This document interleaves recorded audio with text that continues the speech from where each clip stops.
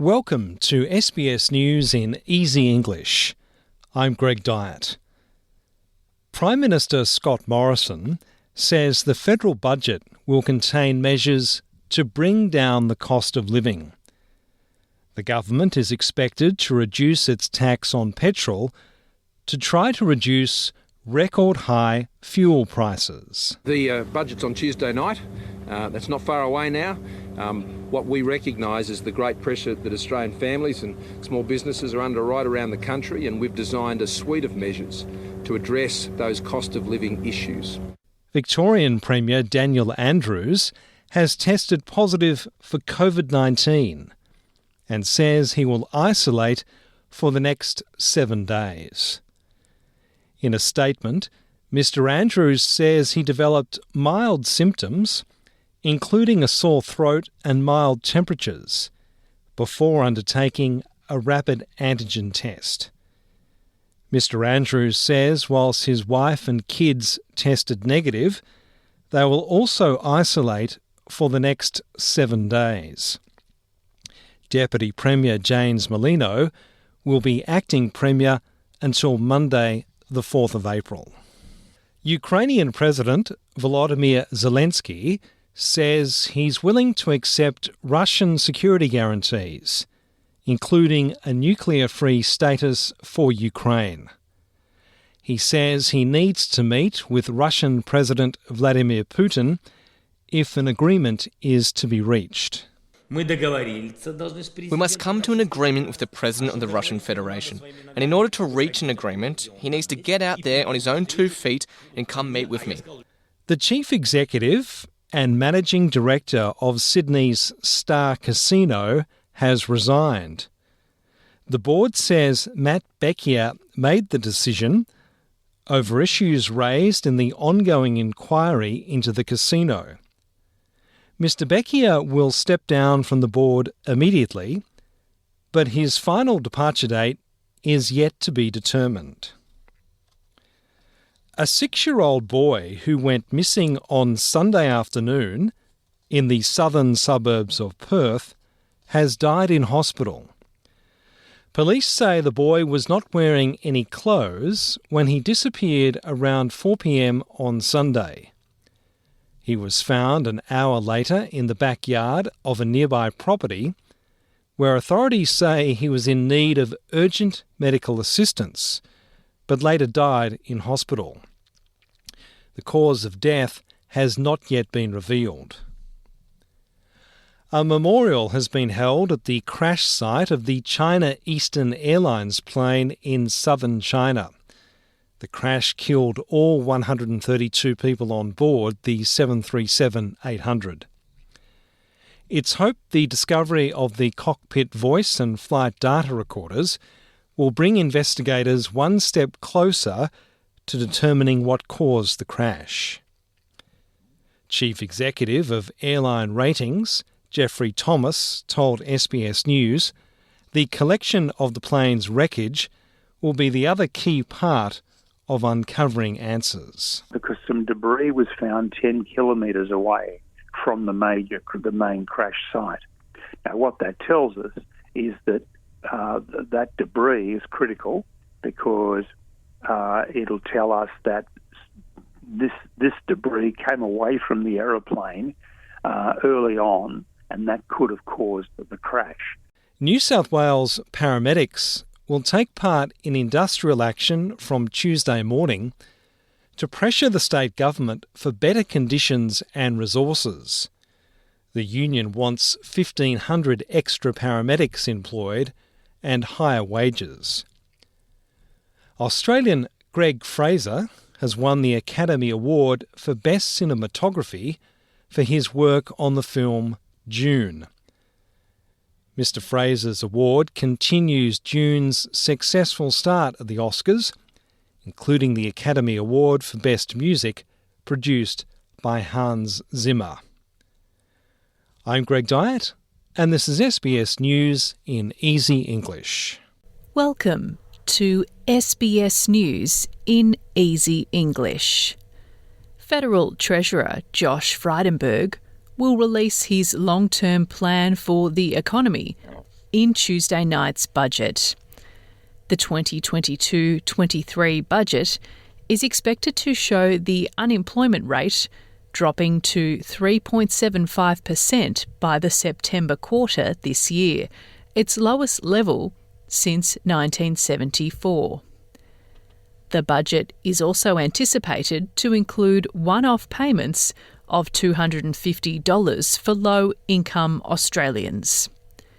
Mr. Frydenberg is calling the budget a longer-term plan to provide skills, fund national security and build more infrastructure. We will be banking the dividend of a stronger economy with a material improvement to the budget bottom line. Deficits will be lower. And disability groups have arrived in Canberra ahead of the federal budget to present an open letter to Parliament calling for changes to the National Disability Insurance Scheme. The group presented the letter to Labor leader Anthony Albanese and the opposition's NDIS spokesman Bill Shorten on Tuesday, asking them to restore the scheme to what it once was. They say many people living with disability have experienced cruel and unexplained cuts to their plans, causing hardships and frustration. Inclusion Australia's Ellie Demarchelle told the group of her own experience with the NDIS, saying that their campaign was not just about money but respect. They wouldn't even give me enough funding for catheter bags for an entire year. I wasn't seen as a human anymore. I was seen as a number on a spreadsheet. Emergency services have found the body of a man washed away in floodwaters in Queensland's Southern Downs region yesterday. Crews received reports of 2 vehicles stuck in floodwaters on Monday morning. Members of the public helped one woman in one of the vehicles to safety, but police say a man in his 40s in the other vehicle was swept away. His body was found this morning. It is the second flood-related death from this weather event after a man died on Monday on the Darling Downs. Turning interstate, Western Australia is considering making coercive control a criminal offence. It's asking for submissions from survivors of domestic violence, family violence specialists, and the legal community on whether a legislative approach to coercive control would work. Family Minister Simon McGurk says coercive control can involve a pattern of threatening behaviour, manipulation, and financial control and lead to further violence, including homicide. She says that the government wants to make sure any measures they put in place achieve the best outcomes for survivors. The New South Wales government is committing to criminalising coercive control legislation this year, while economic and emotional abuse or intimidation is already criminalised in Tasmania. If you or someone you know is experiencing family or domestic violence, call 1-800-RESPECT on 1-800-737-732 or in an emergency, call 000. In sport, Australian cricketers and former colleagues of Shane Warne have addressed the media ahead of the sporting legend's state memorial tomorrow. More than 50,000 fans will attend the farewell for Warne on Wednesday night at the MCG, and thousands more will tune in online from the UK, Pakistan and India. The 52-year-old died of a heart attack earlier this month while holidaying in Thailand and was laid to rest in a private funeral service 2 weeks ago. This is SBS News in Easy English. Thanks for joining us. I'm Stephanie Corsetti. Welcome to SBS News in Easy English. I'm Greg Dyatt. The New South Wales government is reassuring residents as heavy rains continue to fall in the Northern Rivers region and parts of the mid-north coast. Approximately 3,600 homes are without power after the wild weather toppled a number of power lines across the region. A total of 10 evacuation orders are also in place, including for the central business district of Lismore. Emergency Services Minister Steph Cook says she understands volunteers and residents are exhausted from multiple disasters. I know that for many of you in the Northern Rivers region and the mid-north coast, it must feel as though this flooding emergency is never going to end. But I can assure you that there is light at the end of the tunnel. Prime Minister Scott Morrison has responded to criticism that he is unfit to be Prime Minister. The comments came from outgoing Liberal Senator Concetta Fierravanti-Wells in a late-night parliamentary speech. She described Mr Morrison as a bully. Mr Morrison says he invites Senator Fierravanti-Wells to raise her concerns through the government's independent inquiry process. I understand that Senator Fierravanti-Wells is disappointed that on the weekend 500 Liberal Party members came to decide who would contest for the Liberal Party in New South Wales. They rightly, in my view, backed strongly Senator Payne and Senator Molan, and Senator Fierravanti-Wells was unsuccessful on this occasion. Disability groups have criticised this year's federal budget for failing to support vulnerable people and their carers. People with Disability Australia says it's very disappointed with the budget, arguing there is an urgent need for advocacy funding. Treasurer Josh Frydenberg says under the coalition government, the National Disability Insurance Scheme will be fully funded. Advocates are concerned there have been negative decisions against some people who use the scheme. A Liberal politician has been ordered to pay back over $10,000 after the Parliament's expenditure regulator discovered he'd incorrectly claimed expenses for himself and his family. Andrew Laming claimed expenses for travel to Tasmania.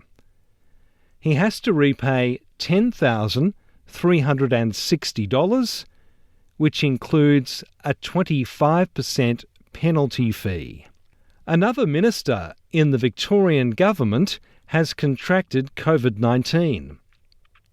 Industry, Tourism and Sport Minister Martin Pakula says he tested positive from a rapid antigen test and will now isolate at home for 7 days.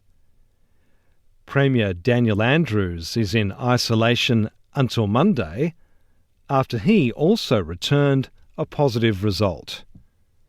And opposition leader Matthew Guy is also isolating after his 9-year-old son caught the virus.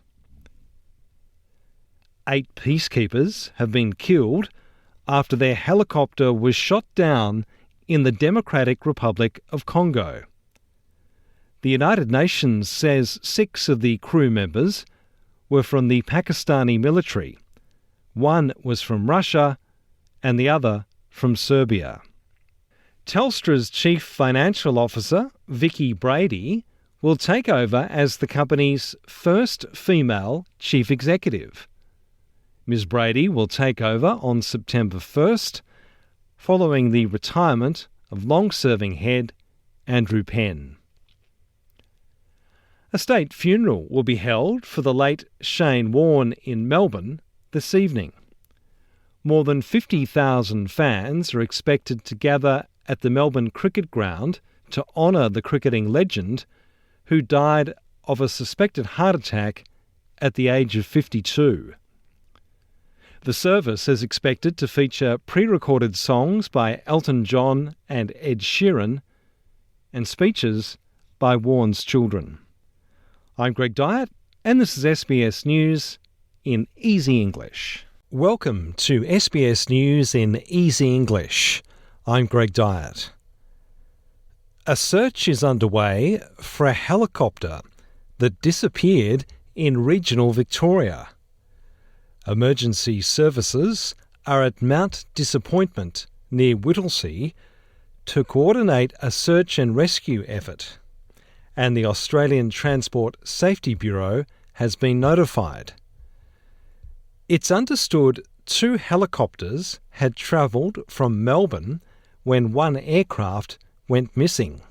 The State Emergency Service says it's unclear at this stage if the helicopter has crashed. Heavy rain in northern New South Wales has seen the Wilsons River at Lismore peak at a height of 11.4 metres. It's caused major flooding for the second time this year. The weather system responsible is now expected to impact on other coastal communities as it moves south. But Dean Narramore from the Bureau of Meteorology says flash flooding remains a major concern because of the amount of water still moving through the river systems in the north. There is still major flooding ongoing through numerous rivers. Ukrainian President Volodymyr Zelensky has thanked the US President Joe Biden in a video statement for an additional $667 million in aid. The Ukrainian president will address the Australian Parliament later today. Mr. Zelensky says diplomacy is key for his country's fight against the Russian invasion. Nurses from hundreds of hospitals around New South Wales are taking strike action to fight for better working conditions. Nurses Union General Secretary Brett Holmes says nurses need very precise ratios in order to provide the safest and most effective care to patients. He says the government appears to be refusing to acknowledge the crisis. They seem to be ignoring the fact that there are hundreds of nurses leaving our system. We know that there are thousands more who are telling us that they've had enough. The community of New South Wales cannot afford that. 4 in 5 of all 12 to 15-year-olds in Australia are now fully vaccinated against COVID-19. The most recent vaccination figures show the double vaccination rate for the age group has passed the 80% mark. The latest figures reveal Australia's booster rate has climbed to 67.7% of the eligible population. From next week, a 4th dose, or second booster, will be rolled out to older and vulnerable Australians ahead of the predicted winter surge of cases. And in tennis, Daniil Medvedev is 1 win away from reclaiming the world number 1 ranking. Shaking off a slow start, the top-seeded Medvedev reached the quarter-finals of the Miami Open by defeating Jensen Brooksby 7-5, 6-1. I'm Greg Dyatt, and this is SBS News in Easy English. This is SBS News in Easy English. I'm Claire Slattery. Prime Minister Scott Morrison says Australia will send Bushmaster vehicles to Ukraine to help the country fight back against Russian invasion. It comes after Ukrainian President Volodymyr Zelensky used a video address to the federal parliament yesterday to ask for more military aid in the form of the Australian-made armoured vehicles.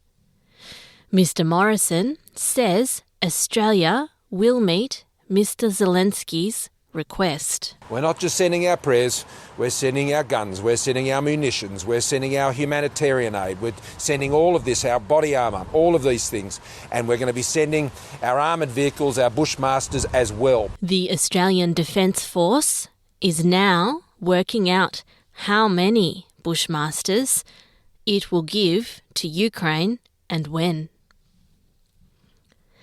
The chairman of a Victorian abattoir has been identified as one of the 5 people killed in a helicopter crash north of Melbourne.